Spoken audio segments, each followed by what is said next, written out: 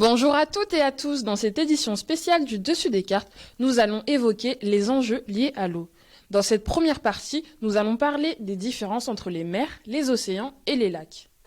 Vaste étendue d'eau salée qui couvre une grande surface de la Terre. C'est la définition qu'on retrouve souvent dans nos dictionnaires français. Mais cette définition ne fait pas la différence entre les mers et les océans. Pourtant, il existe des différences notoires entre un fleuve, une rivière, une mer et un océan. La première forcément est la taille. Le plus grand des océans, l'océan Pacifique, représente une surface de 166 241 700 km², tandis que le plus petit océan est celui de l'Arctique, avec 14 090 000 km², tandis que la plus grande mer est celle d'Arabie, avec ses 3 600 000 km². Ce qui va de pair avec la profondeur, l'océan Pacifique est nettement plus profond que les mers. Tandis que l'endroit le plus profond sur la Terre se trouve dans la fosse de Marianne, qui est dans l'océan Pacifique, alors que la mer d'Arabie, elle, a une profondeur de 4,5 km. Ensuite, les océans bordent les continents, alors que les mers se trouvent plutôt dans les terres. Elles se jettent en revanche dans les océans, comme on peut le voir avec la mer d'Arabie, qui se jette dans l'océan Indien, ou encore la Méditerranée, qui se jette dans l'océan Atlantique. Les mers et les océans sont tous les deux de vastes étendues d'eau salée. Ils peuvent aussi bien être froids que chauds. Et tous les deux peuvent également subir le phénomène de marée, même s'il est plus marqué du côté des océans.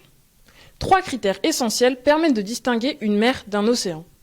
Un océan est plus vaste qu'une mer. Le plus grand des océans de la planète s'étend sur une superficie de près de 180 millions de km².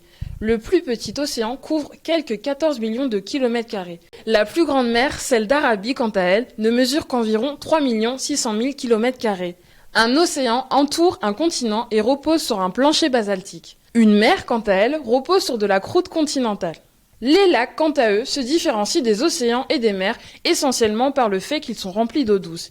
Ils sont isolés de la mer, alimentés par un cours d'eau, et comportent également un cours d'eau émissaire. Si la différence entre mer et océan est plus marquée par ces diverses caractéristiques, la différence entre lac et mer est autre. On retient davantage des lacs qui sont des étendues d'eau plus petites que les mers. Il n'y a pas qu'un rapport de superficie, mais aussi de profondeur et surtout de volume de salinité. Quand celle-ci est inférieure à 500 mg par litre, on parlera d'eau douce. Toutefois, le critère de salinité n'est pas la condition sine qua non pour faire qu'une étendue d'eau soit identifiée comme un lac. En effet, le Grand Lac Salé en Utah, comme son nom l'indique, a un seuil de salinité au-delà de ce qui est admis pour la qualification d'eau douce. Enfin, le statut des mers peut varier selon le droit maritime des pays, comme par exemple avec la mer de Chine méridionale.